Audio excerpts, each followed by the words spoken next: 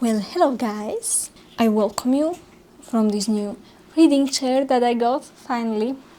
Amazing, I'm super excited. It's been a while since I've talked about some books that I actually read. I want to show you all the books I read in May, June and July. All the books I read in the last 3 months. There's also one DNF, which is my first DNF this year and my first DNF since I've become a real book lover, so it hurts, but it had to be done. Of course, I will be sharing my ratings for these books as well. The first book in May that I read was A Day of Fallen Night by Samantha Shannon. This is the second book I read by this author. I enjoyed it even more than the first book. And if you want more of my opinions, you can go and click and watch this video where I ramble about this book. Anyway, I ended up giving it almost 5 stars. It was very good. Next book I've read is I Who Have Never Known Men by Jacqueline Hartman. This book is 30 years old, but it has been floating around the book community quite a bit, and that's really amazing because I ended up giving this book almost 5 stars. It was 4.75 stars. I really enjoyed this book. As you can see, I put tabs in here for some interesting quotes, dialogue and ideas. I prefer the first part of this book. The tension and questions and mystery was very high, but you need to know going into this book that this is not a book that will give you answers. It will give you a lot of questions and not a lot of answers. So beware of that. It has done its thing, mostly exploring a person who did not grow up in society, did not experience love, and how such a person might perceive the world and people around them and what would they think. It was pretty interesting. I didn't give it 5 stars because I love the dystopia, post-apocalyptic questions aspects, and I would love them to be answered, which they didn't, and I get it. The last book from this month was the 5th book in the Mycelium series. As you may know, I pulled this for my TBR jar as a random pick. I know most people have no idea what this is. It's a sci-fi series about people who can have psychotronic abilities, telepathy and these kind of things, and how the situation in this universe is changing by arrival of newcomers. It was a good book. The ending definitely makes me curious how we're gonna continue with the 6th book. I gave it 4 stars. The first book I read in June is The Dark Forest by 16 Liu. This is the second part of the Remembrance of the Earth's Past trilogy. As you may know, I loved the first part and it might still be my favorite book I have read in 2025 so far. And it's not very surprising to say I really loved the second part as well. Not as much as the first one, because with the first one there was this ominous presence, this unknown that was kinda answered by the end of the book, and it was missing here a little bit, but it was still interesting. There's so many interesting concepts and ideas and the hard sci-fi, and I just absolutely love reading this series. I would highly recommend to any sci-fi fan. Even though I would rank it second after the 3-Body Problem, I still gave it 5 stars. Morning Star was the next book I read, and with that I successfully read the first trilogy of Red Rising Saga, which was on my plan for this year. Right away I will say this was not as good and as gripping as Golden Sun. That was the best of the 3 books, but this was still definitely heaps better than the first book. We continue in the story. I'm not gonna say much about the story because spoilers if you still haven't read it. My 2 favorite characters remain since the second book, Severo and Victra.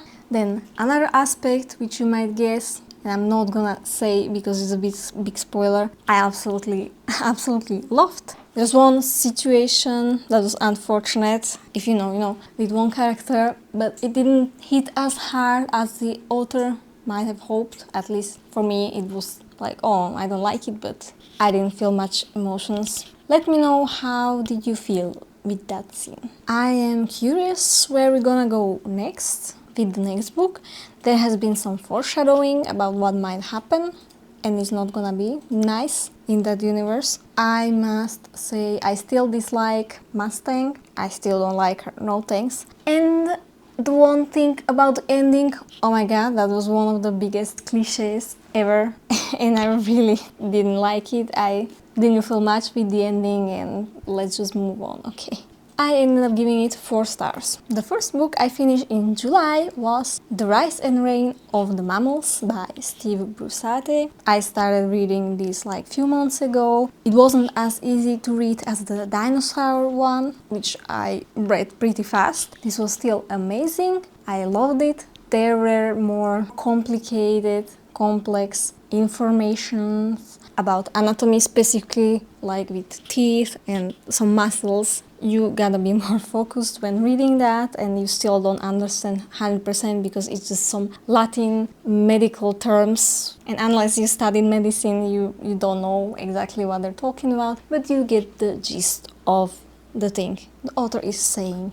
And of course these things are really important on the evolution path towards mammals, so it had to be included. So yeah, it was a little bit harder read. I still loved it. It was really well written. There were scenes when the author decided to describe a possible situation in the past based on some fossil that has been found, so that's a really nice setting of the mood. Some of it was a little bit sad again, but it was just hypothetical situations. Once again, there are many important names of the field and giving credit where credit is due to these people. And I gotta say, it ended kinda on a little bit depressing note. The author tried to salvage it with like 1 paragraph, but I was kind of depressed about the situation of our planet and the impact of us humans. So the end note wasn't great, but overall really amazing book. If you are interested in the prehistoric life, definitely go and pick this up. I ended up giving it 4.75 stars. This was probably the moment when I was struggling with my next TBR jar random pick, which was Shogun. I was very shocked that I picked it. I didn't feel like reading it, honestly, but I knew I wanted to try reading it at some point, so I just went with it. Unfortunately, it didn't go well. Since the beginning, I struggled to read it. We have this Slovak translation, which I honestly did not like at all from the start, and I quickly switched to e-reader and I continued reading it in English, which is the original. But still, somehow I didn't like the writing. I didn't care about any of the characters. I wasn't given a reason to care. The story was super slow, so that was also neither the characters, neither the plot was the moving, driving force for me as a reader to continue reading. I really struggled. I don't mind multiple POVs, even a lot of POVs, I don't mind. Usually I'm grateful we get as much information as we can about the story and the situation and the characters, but this time it just felt super unnecessary because at least like 30% of the thoughts people had were like, is this what he wanted to do? Is this his plan? Is that right? What just happened? Literally just questions that are not answering anything, and we already asked those questions ourselves, and it just had zero information and zero flavor about the characters themselves. It was just fodder to me, if I have to say it like that. I did not like that. I was reading something else. I was avoiding reading it. It was very slow read, and I think I ended up reading about 25%. And then I also asked people on Instagram, what should I do? Should I DNF or does it get better? And of course people said, if I didn't like it at this point, I will end up not liking the whole book probably. So it's always super hard, and it was super hard to allow myself to not finish this book, but I did it. I put it on my DNF pile. I feel like I will not read this book ever, and such a burden has fallen from my shoulders the moment I did it. So don't be afraid to DNF when it feels right, because it will feel right and you will thank yourself. After that, I moved to another book that I actually liked. I will definitely go and watch the TV show Shogun at some point to know the rest of the story, because it definitely deserves that. just not in the book format for me. I apologize to anyone who loves this book, it just didn't work out. Anyway, moving on. Next book in July was A Song for Arbonne by Guy Gabriel Kai. This was the second book I read from this author. I absolutely loved Lions of Al-Rassan. Highly recommend that one. That was almost 5 stars. This one I ended up giving 4 stars straight. It was a solid book. I liked it. I did almost struggle at the beginning because it was very slow and not much was happening at all. I didn't end up caring much for all of the characters. I saw some similarities with the other book, and one of the characters kinda had also sort of a harem, like everybody thirsting for this character, but somehow this time it didn't hit the same. I just did not enjoy that at all. I would have just not included that part. And also I feel like the whole story might have worked better as a duology, so it can get deeper, more details, just more space to breathe, because I don't think it worked that well for just one book. I feel with Lions of Al-Rassan somehow it worked and everything tied up pretty nicely. But here it didn't tie up that nicely. It was kind of rushed, the ending, and I feel like the tension that the author was trying to build wasn't as present as in the other book, definitely. Also, this book is supposed to be about like relationships and love and freedom, and some people really love this book, but it didn't do much to me. I didn't care. One character was almost like a caricature. Yeah, the characters weren't as great. Still, I read the whole book. Not sure I will read it again, but I'm happy to have it in my Guy Gabriel Kai collection, and I'm curious if I already read the best book of his, or if I'm gonna find another book that is amazing, just like Lions of Al-Rassan. Let me know what is your favorite book from this author. Another little tiny book that I read in July was R.U.R. by Karel Čapek. So this is like the first book, the first time the term robot was used, written like a play. It was fine, I gave it 4 stars. It was important piece of literature. I don't have much to say. The next book for my list was Dead's End, because I couldn't wait to read more by this author and finish this trilogy. I gave this book 5 stars as well, even though out of the 3 I would rank it last. So basically the first was the best for me personally, the second was second, and this one will be last. But I still had a blast reading this series. It was amazing. I loved all the ideas and the science, even though here definitely it was a little bit more into the hypothetical science, I would say, but still presented some fresh ideas compared to the last book. Some people didn't like the ending, like it ended with a cliffhanger basically.